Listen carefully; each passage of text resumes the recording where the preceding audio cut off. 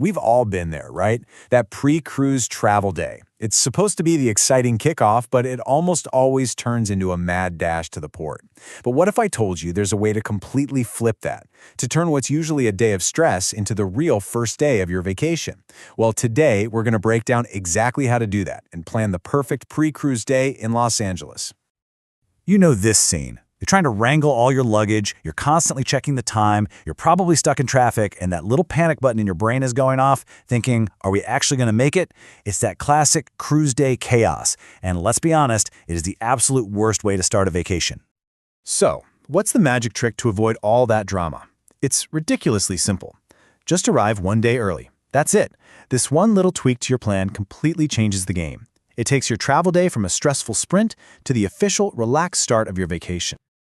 Okay, so you've made the smart move. You're flying in a day early, the stress problem is solved. Now for the fun part. What in the world do you do with this brand new extra day in LA? Well, it really all boils down to one simple question. What's your pre-cruise vibe? Look, Los Angeles is a huge city. The number of options can feel a little overwhelming, for sure. But don't worry, we're going to make this easy by breaking it all down into two simple paths. Think of it like a choose-your-own-adventure for your pre-cruise day. All right, here's your roadmap. It's super straightforward. If your vibe is all about being relaxed and convenient, you're going to want to stay near the port, so think Long Beach or San Pedro. But if you're all about seeing those iconic LA sites, then you'll want to be right in the thick of it, in Santa Monica or downtown. So let's dive into what each of those choices really feels like. First up, let's talk to everyone who just wants to ease into that vacation mindset. Your goal isn't to run around seeing everything. It's just to get there, get settled, and have a totally chill morning on cruise day. For you, convenience is everything. So for this vibe, it's all about location, location, location. If you stay in the Long Beach waterfront area, you're literally a 5 or 10-minute ride from the Carnival Terminal.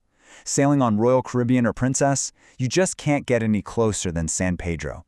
Just imagine waking up, grabbing a coffee, and knowing the ship is right there. No rush, no stress.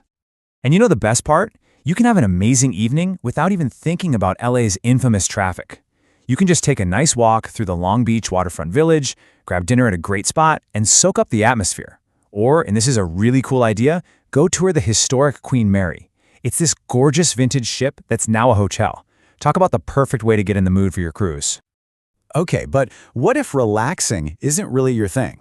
What if you look at that extra day as a golden opportunity to see the iconic LA you've always seen in movies? If you're a first-time visitor or you just have that go, go, go energy, this is definitely the path for you. For all you sightseers out there, being close to the port isn't the priority. Being close to the action is. So you could set up your home base in Santa Monica, right by that world-famous pier and the beach. Or you could stay in downtown LA and just dive right into the city's culture with amazing museums and nightlife right at your doorstep. You know, the source material uses this phrase, classic California, to describe Santa Monica. And honestly, it's perfect. That's exactly what it is. It's that postcard image you have in your head. The sun, the sand, the pier. It is the quintessential West Coast vibe.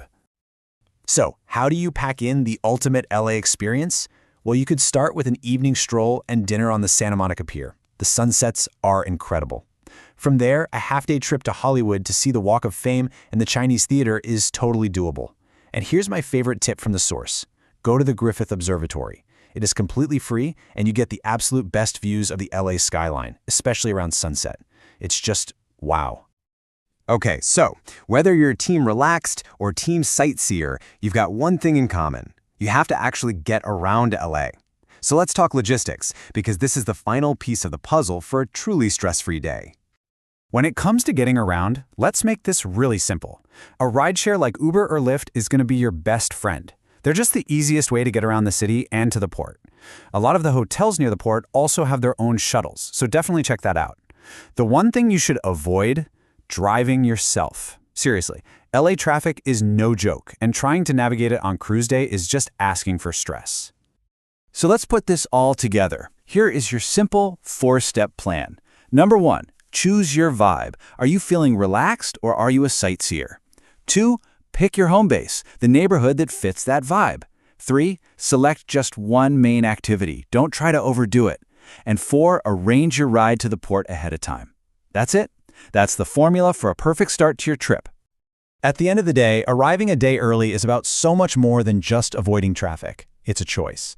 It's deciding that your vacation doesn't start when you get on the ship, it starts the second you land. You're literally adding a bonus day to your trip. So the only real question left is, how are you going to begin your vacation?